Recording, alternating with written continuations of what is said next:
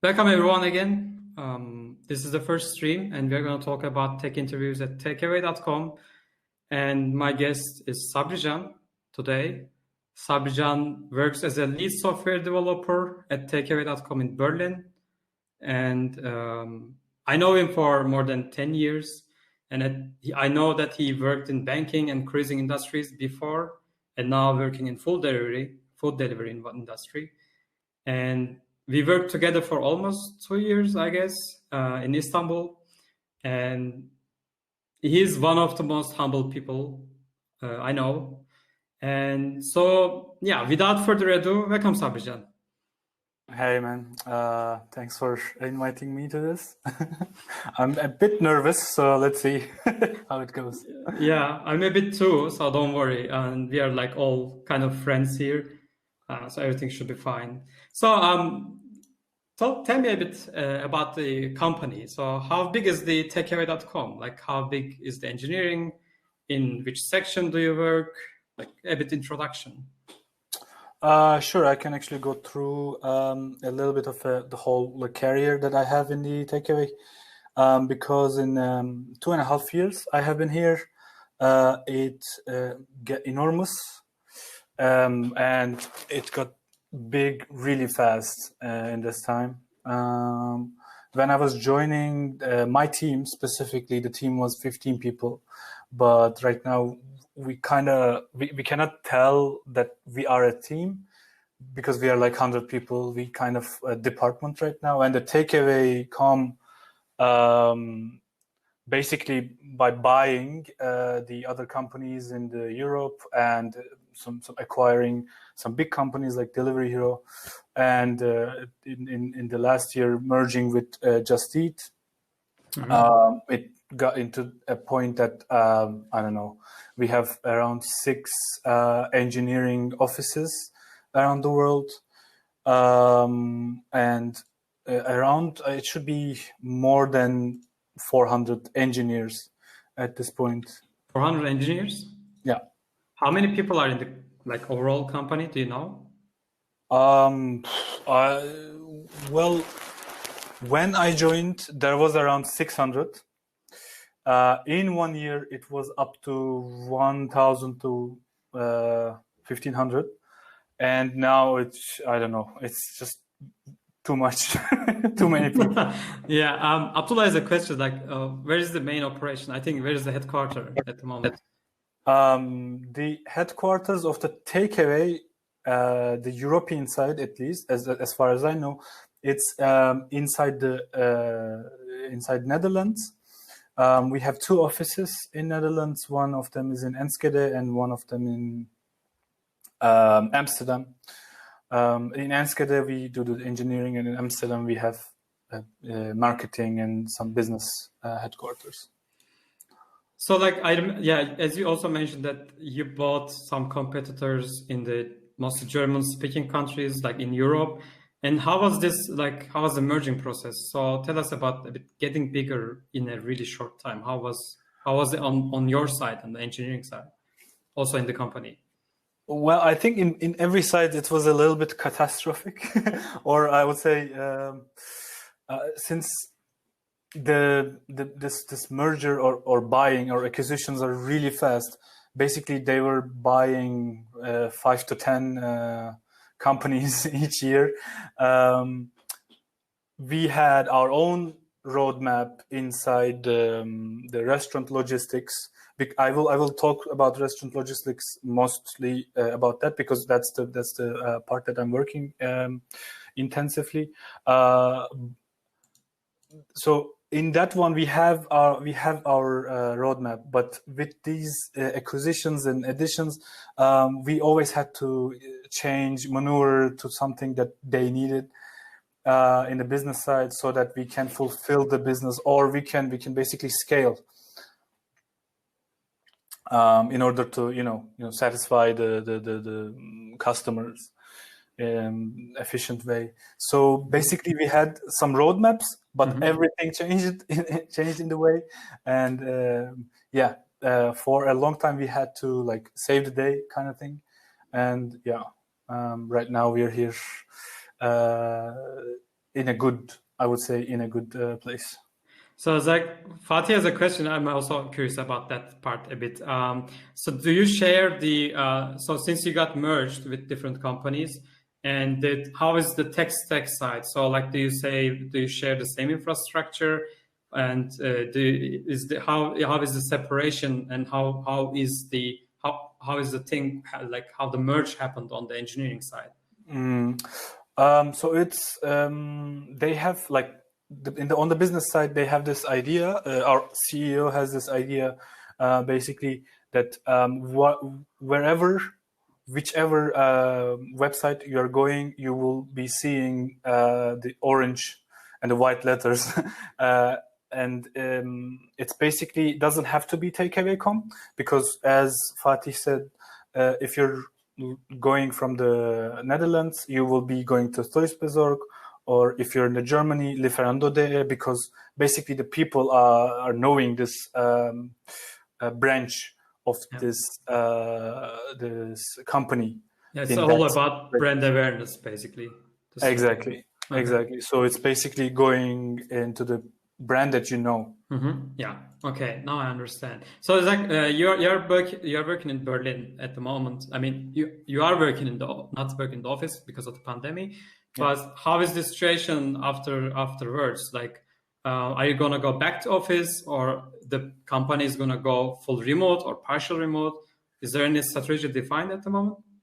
Currently, it's in a bit of shaky mode. Like currently, we don't really have kind of a roadmap because I mean, in the most of the companies, as you can see, they don't. I mean, some of them has, but we don't really have the full remote plan ahead. At least it looks like that. So we are hoping that Corona ends as soon as possible, and then we can jump into our normal lives in our offices. Yeah, but you provide, when people are moving in, you provide more like a relocation package or support during the visa process, right?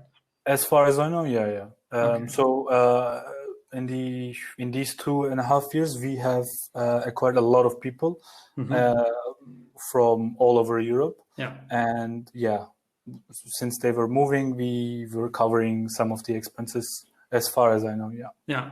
We talked about like I said, the brand awareness, as you said, also the thing that people always know that the orange and the white name on it is the brand awareness, basically. But how do you feel when people are talking about these brands or takeaway? Because personally, I don't have a really good experience, but it is more on the service side. So not in the app or website or anything, like not on the engineering side, but on the service side, I have a lot of problems. But how do you feel when people are talking about what they say?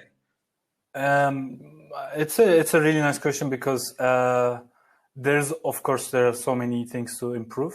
Yeah. And I also agree. The people are the feedback that's coming from the people.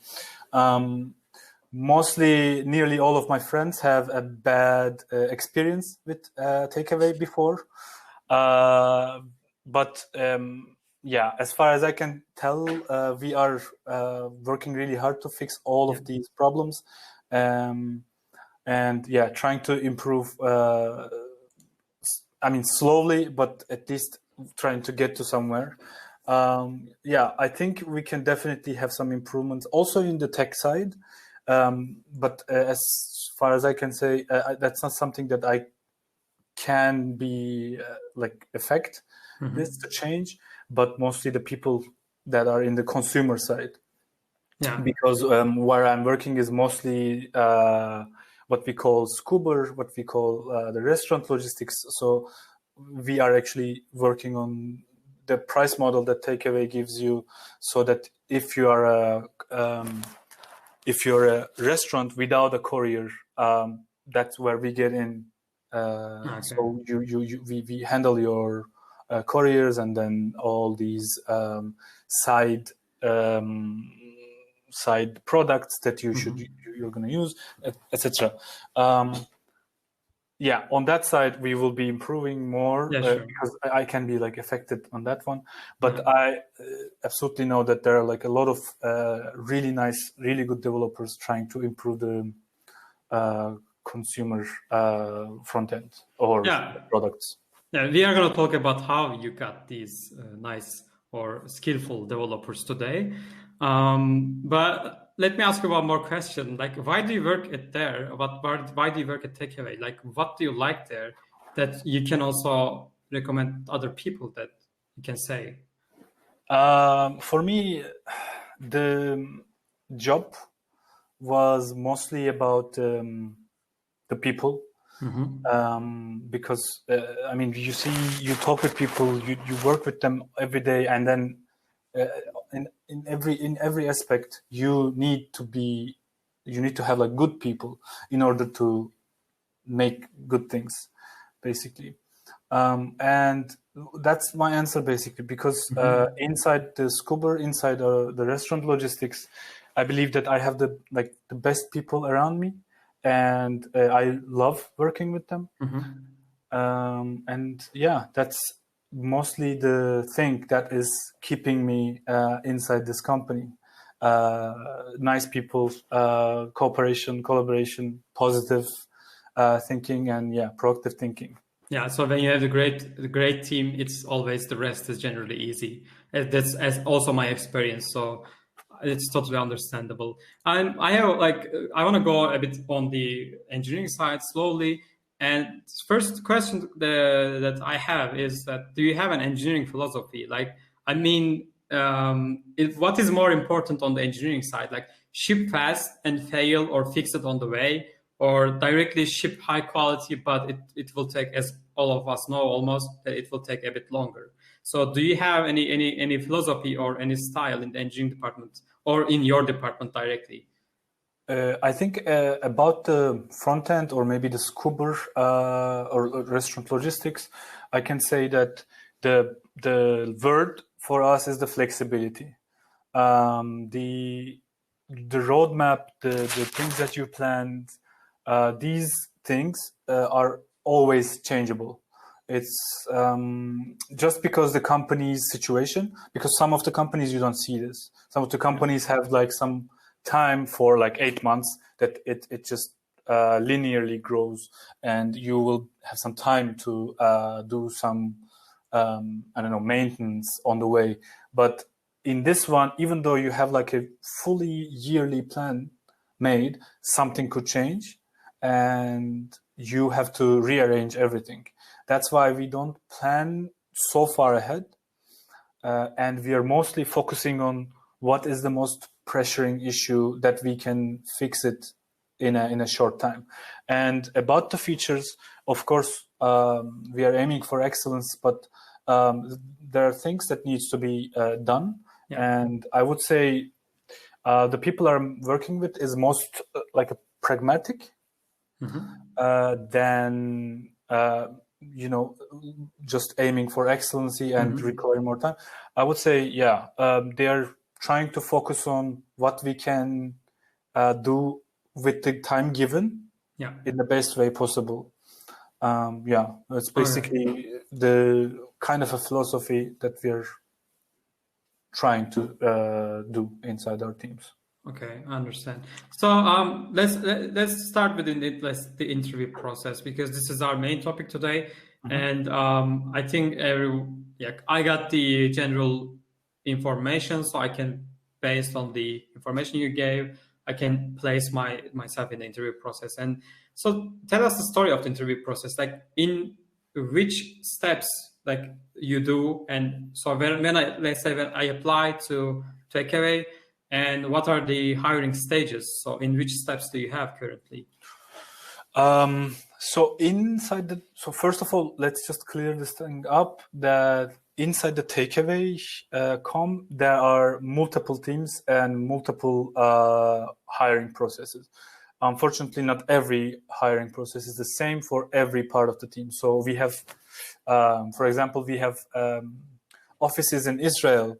We have offices in Sofia, Berlin, and Enschede, Netherlands. So in these offices there could be different hiring processes, and the things that I'm saying might not apply to all of the things. But in Berlin, inside the restaurant logistics team, inside the front end team specifically, how I can speak is we have 4 main steps, and it could be like more depending on how sure we would like to go with the candidate. But basically, the candidate applies us from the by referral or inside the careers that takeaway.com, and then our recruiter sees like about a year and a half ago, I was the one that is actually looking for the CVs, and it was taking so much time of me.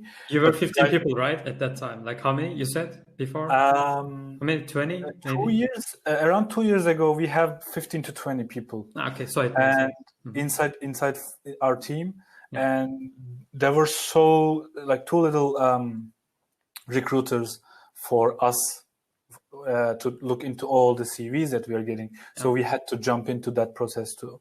But right now, fortunately, we have like a huge recruitment team that is helping us kind of filtering this CVs. And then there will be like a coding challenge coming, depending on depending on the level of the people.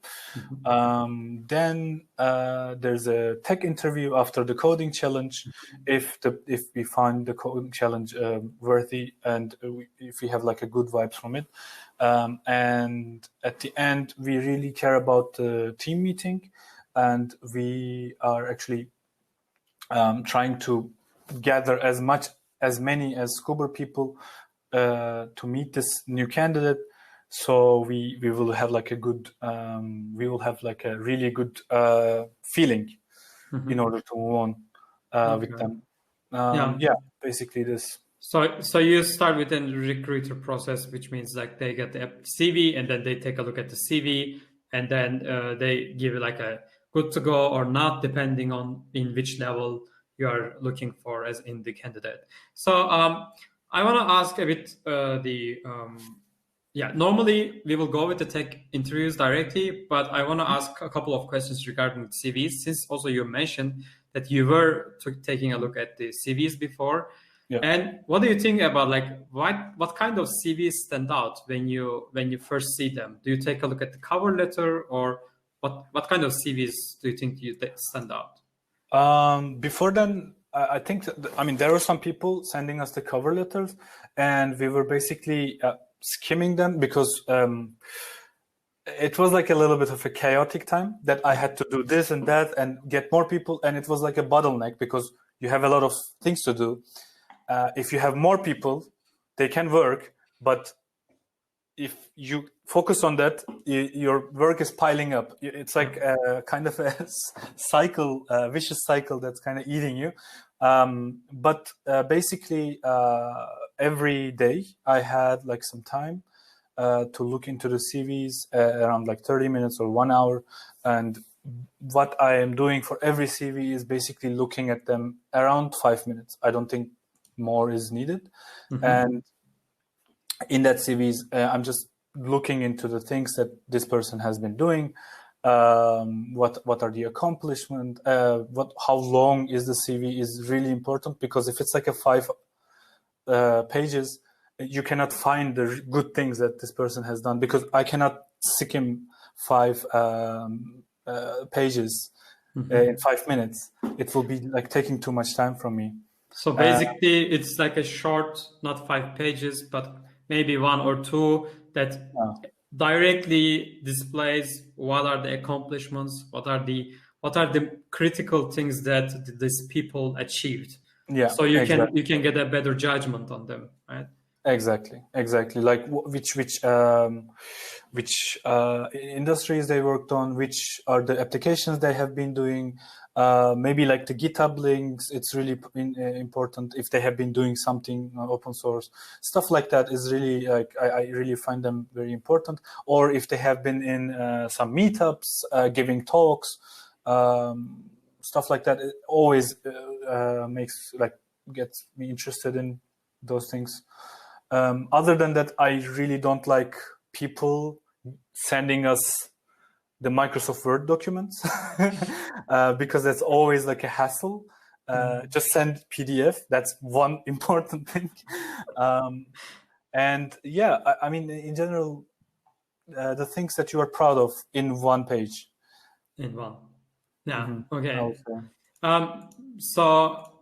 So I see, like, people are listing the job experiences, or maybe if they are graduated from the university, they just list the whatever they have as an internship or not. So, or there are some people like directly went into boot camps, or maybe they are self-developed. They develop themselves like by taking some online courses or learning by themselves. So I like, is the university education, or like this education part is always a topic in industry, and is this important for you? Then when you are looking at the CV, like, do you take a look which universities or which schools they've been graduated, or they were there? Okay, so like this is like a important topic, because if you are joining from outside of the Germany, I think you need to somehow have some kind of a certification about like CS or some kind of engineering, so that you can be like a computer engineer or entitled here. Other than the fact that you need to do that if you're joining from the outside, from some countries, I don't really look into it myself. I would mostly look into the things that what have this person do before, like what are the products, what are the open source thingies, what are the talks, these kind of things. That's so you want to see the results, basically. So the education is not directly a result, but rather a bit long process, and you cannot get the idea of, because I mean, so you don't know if they are graduated from any university in like, let's say, Tunisia or in Israel. You have no idea about that university, so it doesn't matter. And also, so you don't know in which level the universities are or what they have done, but you can compare them by taking a look at that, what they have done until they graduate, right? So it's like, did they do any open source? Doesn't matter is it open source or not, but maybe it can be a product or something else that they can just show, right? I don't like generally personally forcing people to do open source or talks and etc. But what matters is mostly the something that you can show. They can you can see as an interviewer. I think that's the point. Exactly. I mean, with some candidates, since they were like really good at the things that they were presenting, like they had like their own websites, or they had some public works that they can show us. We have sometimes skipped the code challenge, because basically looking into those websites, we can also see how is the person is doing, how good is this person, as good at the end product, etc. That's nice to hear. So that also relate that one. Is perfect English a criteria for you? So do you take a look at perfect English? Since you can see it on like me that it's not a really important thing. The important thing is that you need to be understanding and proactive about the things, proactive about the cultural differences, because that's basically the most important thing. It comes to that thing mostly, because there will be so many differences between the people, and you should be like open-minded and inclusive about what the people are saying, and should not take the words into your cultural context, because a person might not mean that when you are, when you're taking it in your context. Yeah, sure. I mean, every culture has different communication style, and like I think these kind of international companies, like majority of the people are not native English speakers, so it is okay, at least for me personally also, that if a candidate cannot speak English perfectly, it's okay. If I can understand what they mean, and if they can understand what I mean, then it's okay. It's enough. Absolutely. In general. Yeah. I have a last question regarding the CVs.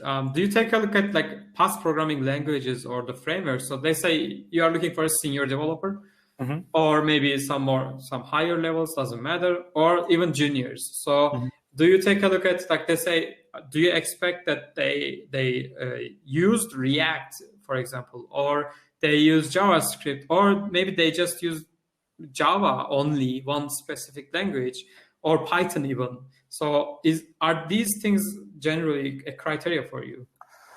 They have some kind of a bonus point affection. I think it should be something like that, and it differentiates between the senior role and the junior position, because in the senior role, for example, we have hired a person that gave us an Angular code challenge, even though we are asking we are saying that React would be a bonus.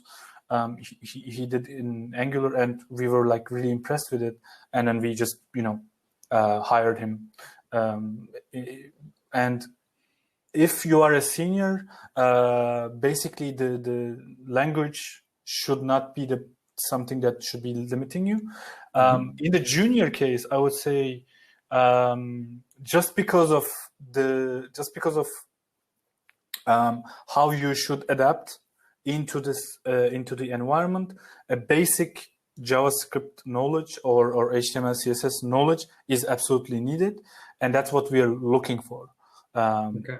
Of course, if you worked in React, because most of our technology is basically React, of course this would be a plus point for you, and you are gonna be like getting used to the environment faster than the other people.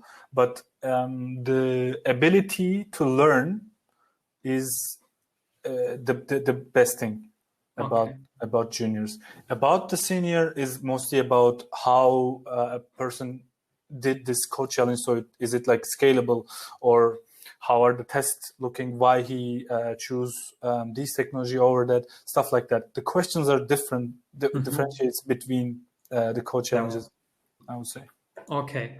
So let's the second step is, after the CV screening and tech recruiter, second step is coding challenge.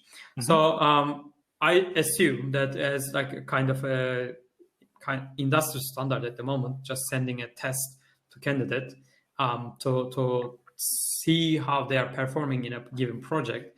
What are you looking for in these coding challenges? And can you tell us a bit about what is the coding challenges?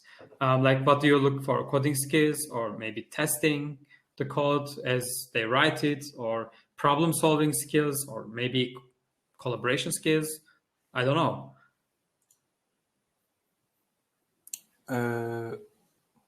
Abdullah, I can answer that, but I just saw me sending stuff, but I guess it's not me.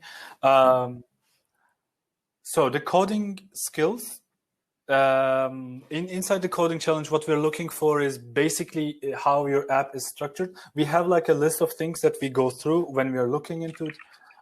Basically, more than one people has to look into it, and then give like a thumbs up or some kind of evaluation about it. How the technology, the tools are being used. There are like multiple steps: the testing, and how scalable is this application, how easy to read the code, stuff like that. It's pretty generic things. Actually, we are going through. And yeah, we also discuss about the code challenge with the colleagues, about the approach that the candidate has taken. And yeah, we basically have some kind of a feedback at the end of this discussion, and then and this feedback could be also showed into to the candidate. Or yeah, it depends on like how the candidate wants, like if they want like a feedback why we rejected the code challenge, we can also like present this, etc., stuff like that.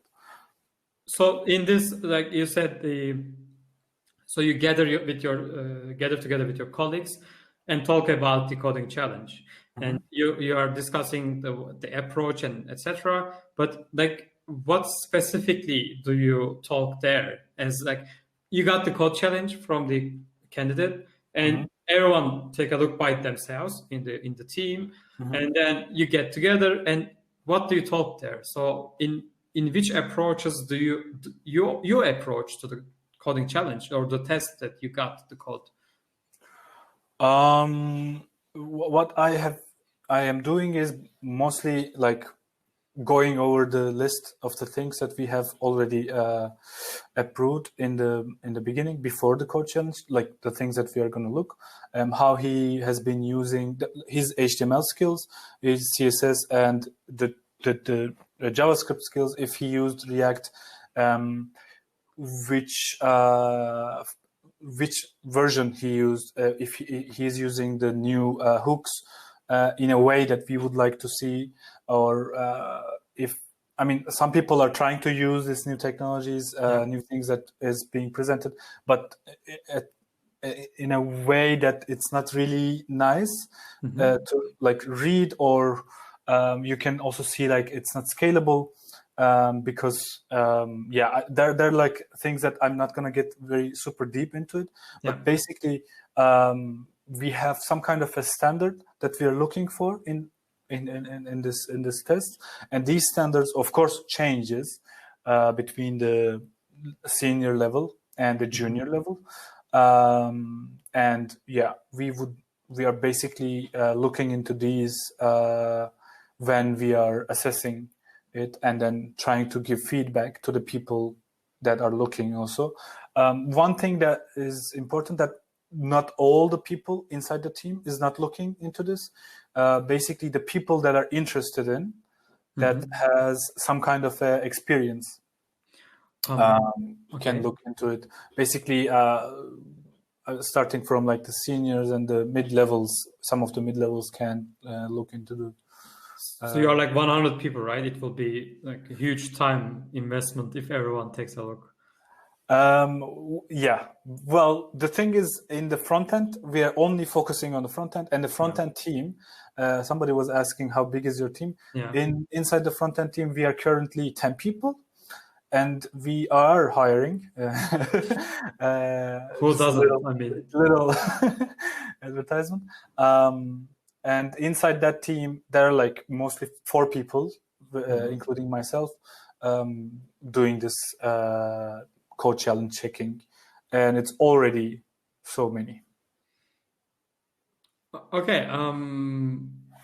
So, Oksan, I will ask that question at the end of it. I already had that question in mind. So after taking a look at the code, and you discuss together with your colleagues and everything, and then you said you give feedback sometimes. So my question is, don't you give feedback always, or only when people ask again if they can give feedback, or how do you approach this? Because personally, I don't like when people just say, no, we don't like you. This is, for me at least, when I apply to a company and I just get after the test result, no, it's failure, so bye-bye. This always makes me feel sad, because I think that I'm investing time and the company is investing maybe even more time, because we are taking a look at like 5 to 6 people together. And it means that everyone spends 15 minutes. It's more than an hour already. And then I don't get any feedback if I apply to a company. And this makes me feel bad. And how do you approach this? So you always provide feedback, or? To the recruiters, we always try to give reasons why we didn't like this code challenge. And basically to our also own colleagues when we're writing inside the Slack channel, like we also like say, okay, this is the plus side and these are the minus, and I think the reason that we should not get this person is these, stuff like that. So it's very, I would say it's as scalar as possible. Of course, there are some stuff that are controversial and we have to discuss about it, and these are like also improving ourselves in general, because when you discuss about the approaches, you're also like improving yourself in the team. But basically, the thing that what we can do is giving the feedback to the recruiter, and until that point, since they have the contact with themselves, they can either like share this this thing that we have giving or not.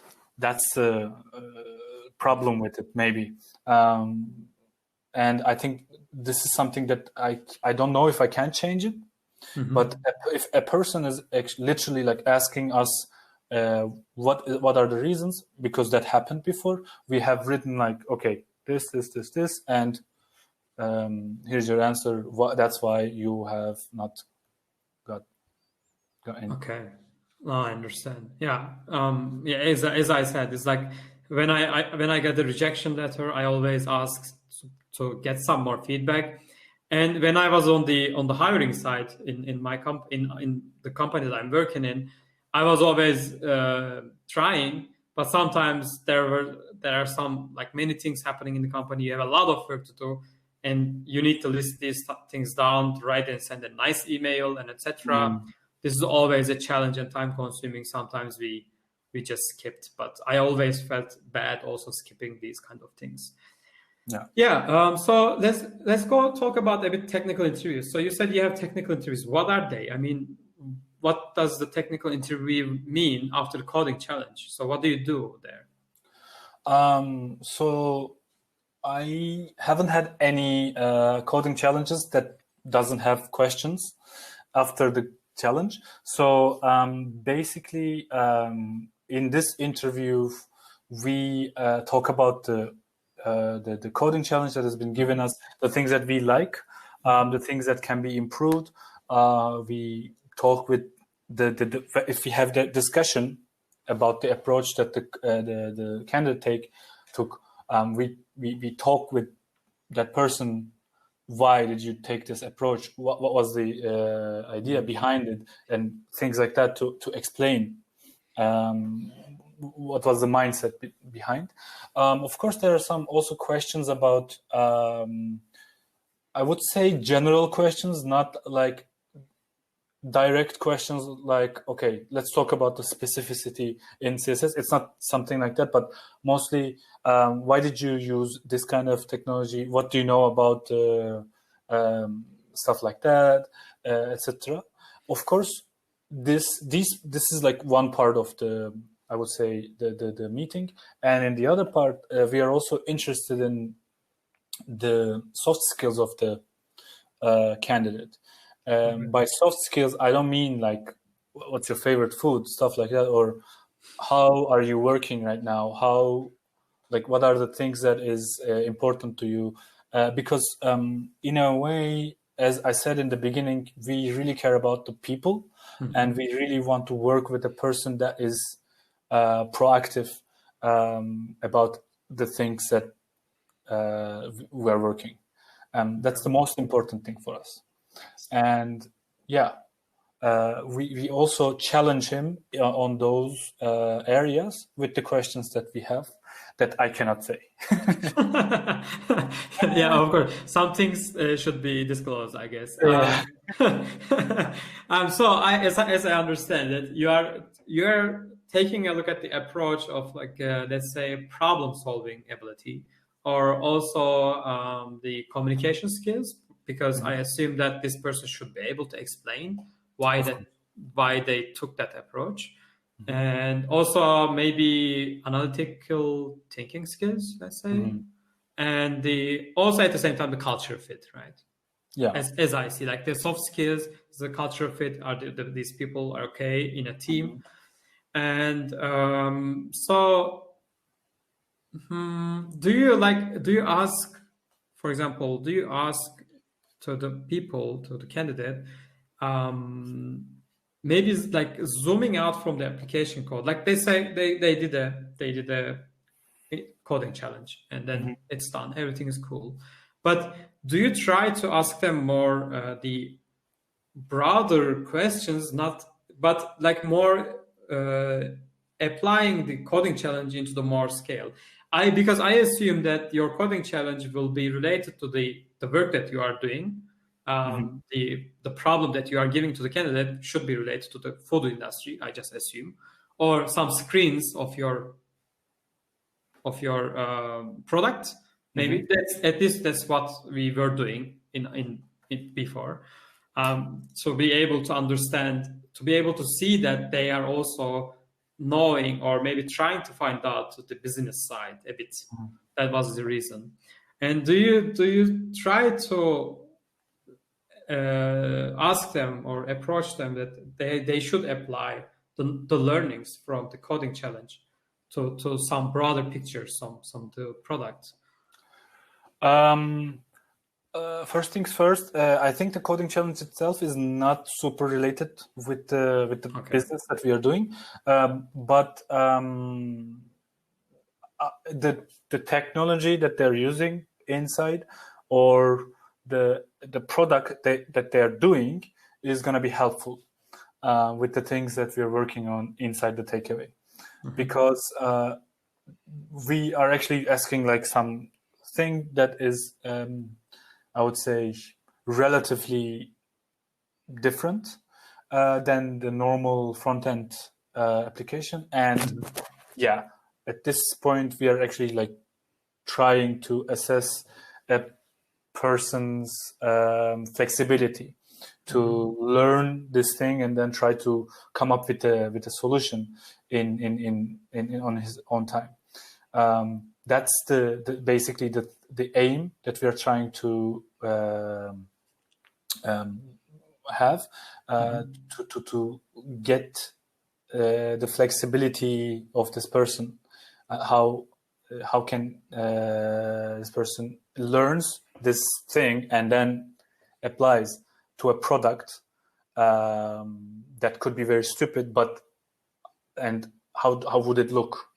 How would I don't know, how can a person can apply this new thing into a product that they just learned? I don't know if I explain it. Good, yeah, it's okay, because the question is a bit vague also. It's okay. One thing I always felt in these interviews, that when I applied to a job, it's almost like 90% feels like it's one-sided. I mean, the company will accept me or not. So it is always this question, the one-sided thingy. And it is a weird experience, because personally, I think that it's a two-sided story, and you need to like the company. You need to be in what they are doing. And also the company should like to you. I mean, the company is basically the team that you are going to work with. But how do you feel? Like, is it one-sided for you also? Like when you are doing the interview, or also on the other side when you're applying? Some people actually, like, since they got used to this idea that the company, you have to like sell yourself to the company, like you're a good person, that you should be hired. This kind of an idea is so popular around, that some people are like this. Some people are just trying too hard to sell, like, look what I did this, I did that, but they don't really understand that we are also on the other side is trying to get you, because if you're that good, we would like to get you. This is like a two-sided thing, and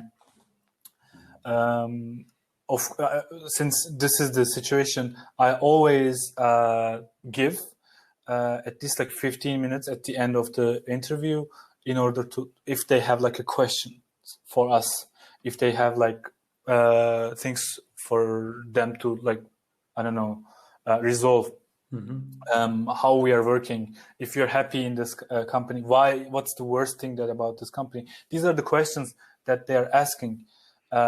in these part. And at this point, we have to be like trustful with them. Yeah, we have to tell them what are the things that we have to overcome, what are the things that really bothering me, and what are the best things inside this company. Why am I in this? And I feel like this way is making the candidate closer to the position, closer to your place, or pushes and finishes the interview process. In each case, I think it's a win, because you don't want a person that wants to be in this environment.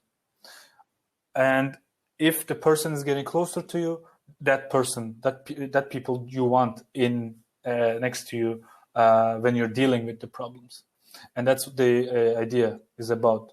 I also try to give as many information as possible in the beginning of our interview about how big is the team, what are the things that we value, etc.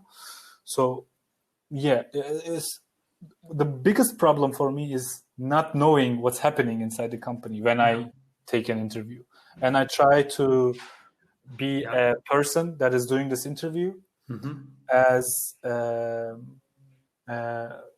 open as possible, so that a person can understand what they are taking into, what they're getting into.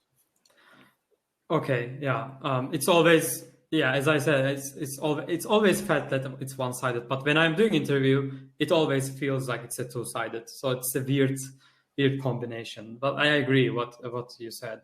Also, like, I have one question about diversity. Which steps, like, do you take some specific steps to increase the diversity in the company? What do you take into account? Like, what do you do in general for diversity? Yeah, inside the hiring process, I don't think we have like a specific action or thing to do, but in order to attract people, I know that we are using some channels to advertise, to get the diverse people's attention. We have also have been talking with women tech masters. Before Corona, we had many meetups. It was also aiming junior people. Like there was one meetup that is presenting you how to create your CV. How you should do it so that you can like get in front, stuff like that, like very basic stuff that happened. But in general, in Berlin, in front end, this is somehow it's not so problematic, because currently in my team right now there are 8 people and there are 8 different nationalities. The problem is mostly in order like to combine them into one culture that everything works really well. So we don't really have some kind of a problem about diversity, specifically in front end. I'm really happy about it. But yeah, this is something that kind of Berlin gives you. True. You're basically normally as a takeaway, not maybe in your team, but as a takeaway, you sponsor the organizations to attract more people. Okay. I'm like I have one more question about tech interviews. So how do you improve the tech interview process? Like, how do you decide which parts needs improvement? I assume maybe you will get feedback from some candidates, but how do you decide to which, like saying that, okay, this part is not working. Maybe our coding challenge is too hard, or maybe we need to tweak the tech interview side. Like, how do you decide to make an improvement? We are basically totally depending on the recruiters, and at that point, because mostly the feedback that we're getting is coming from recruitment. Okay. In that way, so basically they are saying, okay, the code challenge has this problems. How can we solve it? And we basically talk about it, discuss about how we can do it, and try new tools nearly like every 6 months. We are trying to have some kind of a different tool or way in order to improve it. Yeah, but in general, with the current way, we are somehow reaching our goals to grow and not so many problems. Yeah, so it's going well, but we don't stop improving because some feedbacks are really important, and there are always some people saying, okay, these are the problems that I'm getting, etc. So yeah, it's basically like that. I want to ask Oksana's question, last one. How many female developers do you have? So related to the previous the topic, diversity. Inside the front end, inside front end, we have 3 people. And 5 male, and we also hired 1 more each. So it's like 40%, I would say, right now.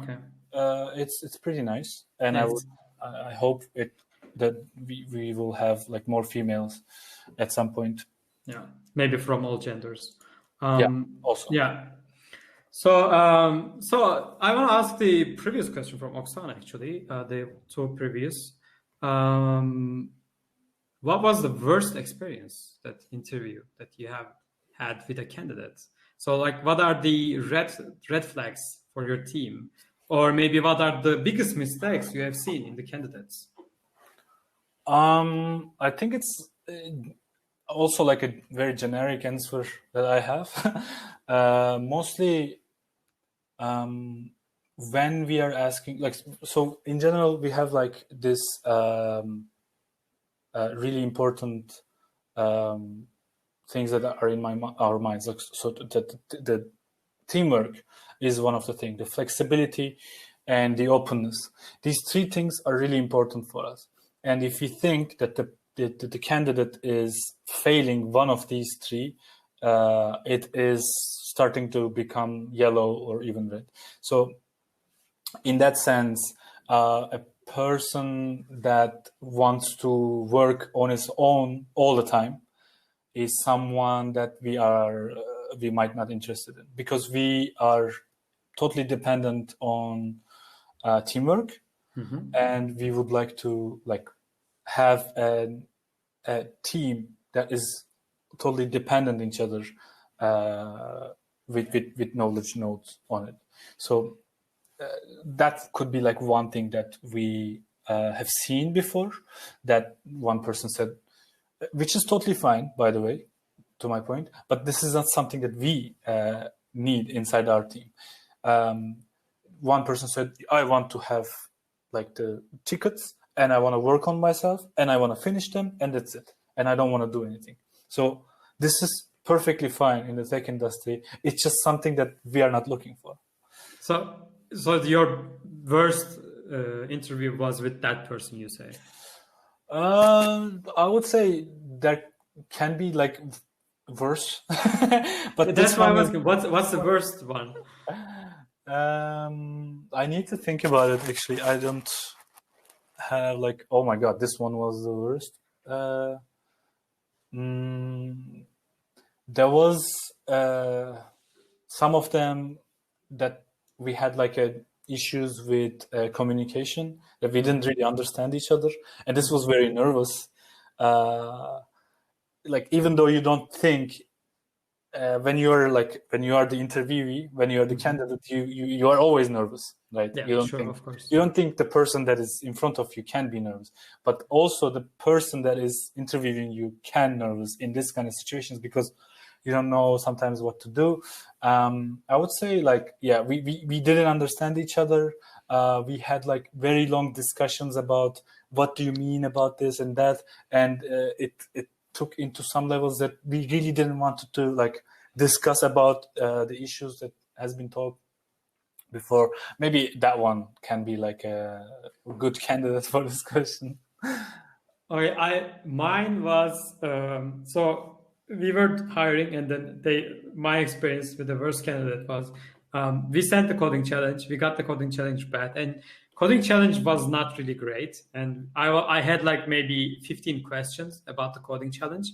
And that one thing I always try to do is that whatever we get as from the coding challenge, if it is not like, if it is really not we are looking for, we eliminate the person. It's not the case. But if I have some questions, even though I have 15 or 20, I try to schedule the next step and then start talking about them, because I want to understand and also give feedback. And at that interview, it was the person was from Vietnam, and that person was in Vietnam from a very bad internet connection, and then we didn't understand each other. Like, and we spent 45 minutes. I was trying to explain a question, and that person was trying to answer a different question. And it was like, I said, okay, this was totally a waste of time, and I will never do that again. And this was my worst interview process.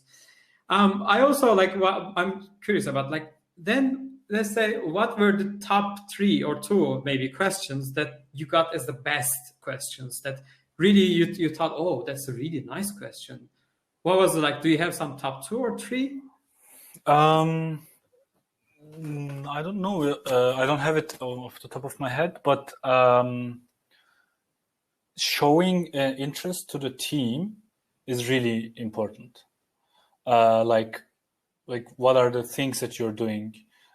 Showing also interest in the personal development, because we are also like very intensely trying to support the people inside the team with the personal development of their own, because we don't want people to work on the project all the time stressfully, and mostly focusing on how to improve yourself, because if you improve yourself, you will improve the team at some point. Yeah. These kind of questions, like the questions that are opening up these ways, is really nice ones. Like, yeah, like, do you have like 80-20? What do you think about 80-20? Or I don't know, questions like, what are the worst things that you don't like in the team, and how do you deal with them?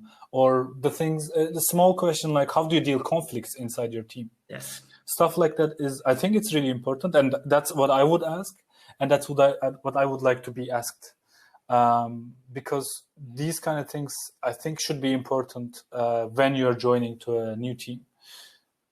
Yeah, 100% agree. I think the conflict question or the team structure question are more important, at least for me too, because I think the tech part or the software development part that you can mostly educate or handle in an easier way, let's say, but the team structure or team organization questions are, or the problems that the team is facing, they are more problematic, or they are harder to handle. Exactly. Yeah. So we are coming to an end, and so what is your best tip to the people who would like to apply to Takeaway then? Yeah, I actually count them before. What we are looking at specifically in my team is teamwork, flexibility, and openness. These, if you think that you have all these things, then feel free to apply for it. I mean, the tech stacks, the things that are technical, needs some kind of a base. But if you have that base, we can deal with the rest of it. It's it's really easy to get over the technical problems rather than getting over the social problems. So that's what I can I don't know, suggest to the people that try to, don't be afraid of saying, I don't know this, because this thing is happening so many times that we know that this person doesn't know this, and trying to explain, and it's something really I don't know, it's something not nice when you are on the other end of it. Just say, I don't know this, but I think it could be something like that, and this is getting you in a certain level that is really, really valuable. Yeah, you are basically looking for the problem-solving approach, right? Mhm. That's I also felt that, and I also tried to get maybe expected from candidates when I was interviewing. Is like, do you have open-ended questions? And these are also okay, at least my personal side. That when I get a question, I start to think during the interview, these questions I like a lot. And I totally agree regarding saying, I don't know. And when we ask to candidates many questions, we don't expect them that they know all of them. And they shouldn't, maybe they even shouldn't know all of them. Because then if they know everything, then most probably they will require more salary. Maybe they are more experienced than what we are looking for. That might even can be a problem. I mean, even you never know. But I always expect saying that, okay, I don't know this, but it can be related to that one, or maybe we can approach, if we can approach it like this, then it might be solvable in this way, and etc.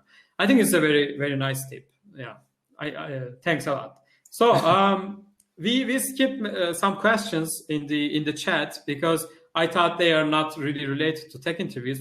But one more question before we close up: how people can find more about takeaway.com jobs? Is it like where is your career page? Is it career.takeaway.com or just Google? Careers. Yeah, you can just Google, but careers, jobs.takeaway.com should be the one. You can also connect me in Twitter.